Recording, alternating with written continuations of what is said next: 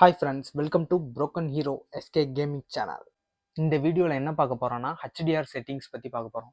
So இப்போ HDR on ஆகிருக்கு. அதில் கொஞ்சம் அட்ஜஸ்ட்மெண்ட் சரியாக பண்ணாதனால இப்படி இருக்கும். நீங்கள் புது PS5 வாங்கிட்டு ஹெச்டிஆர் ஆனில் இருக்கும், அப்போது கொஞ்சம் டல்லாக இருக்கும். என்னடா இவ்வளோ குவாலிட்டி கம்மியாக இருக்குது அப்படின்னு நீங்கள் நினச்சா இது PS5யோட ப்ராப்ளம் இல்லை, இந்த ஹெச்டிஆரோட ப்ராப்ளம். ஸோ இப்போ பார்த்தீங்கன்னா இந்த இமேஜ்லாம் பாருங்கள் எவ்வளோ டல்லாக இருக்குங்க. இப்போ இந்த காட் ஆஃப் வார் 4ஓட இமேஜ்லாம் டல்லாக இருக்குது. இப்போது இதை எப்படி சரி பண்ணலான்னா, செட்டிங் போங்க. செட்டிங் போனால் அந்த இப்போ ஹோம் ஸ்க்ரீனில் இருக்கும்போதே முக்கோணம் ட்ரையாங்கிள் அமைப்பினீங்கன்னா அங்கே இந்த செர்ச்சுக்கு டேரெக்டாக போயிடும். அதுக்கடுத்து செட்டிங் கிளிக் பண்ணிக்கோங்க. அப்படி வந்துட்டு ஸ்க்ரீன் அண்ட் வீடியோ அதுக்குள்ளே போயிட்டு எக்ஸ்எம்க்கு உள்ளே போய்க்கோங்க.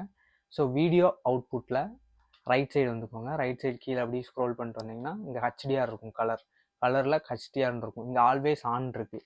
ஸோ அதை கிளிக் பண்ணி ஹெச்டிஆரை ஆஃப் பண்ணிக்கிட்டிங்கன்னா உங்களோட மானிட்டருக்கு ஏற்றாப்புல கலர் பர்ஃபெக்டாக சூட் ஆயிரும். ஸோ இப்போ அதே இதை பேக் ஓஎம்கே வந்துட்டிங்கன்னா இப்போ பார்த்தீங்களா அதே காட் ஆஃப் வார் 4 எவ்வளோ கிளியராக குவாலிட்டியாக இருக்குன்னு, எந்த ஒரு டல்னஸுமே இல்லாமல். அதே மாதிரி தான் இந்த ஸ்பைடர் மேனும் பார்க்குறதுக்கே நல்லா தெரியுது. ஸோ இதுதான் ஹெச்டிஆர் செட்டிங். இந்த செட்டிங் உங்கள் PS5ல ஆனாக இருந்துச்சுன்னா நீங்கள் ஆஃப் பண்ணி விட்டுக்கோங்க.